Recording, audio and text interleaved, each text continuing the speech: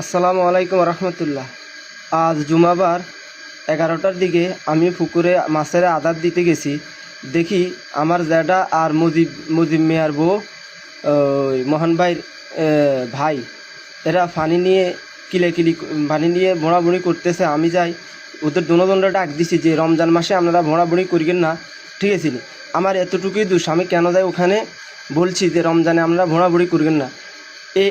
আমরা এই কথাগুলো বলি, আমার জেডিরও বুঝাইতেছি, ওই মজিব মিয়ার বউরও বুঝাইতেছি। এতটুকুর মাধ্যমে মোহন ভাইরে ফোন দিয়ে আই না, ঠিক আছে নি? মোহন ভাই আসি আমার দাম করে থাবড় দিয়ে আমার মাইরা আর জেডারে পিডি হেয়ার পরে আমার বাইরে আহত করছে, আমার জেডারে মারছে।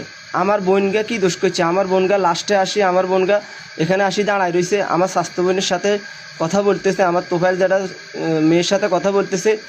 মজিব মিয়ার বউ আসি আমার বোনগারে এই আধ বেড়ায় বাড়ি গায়ে 2টা বাড়ি দিছে।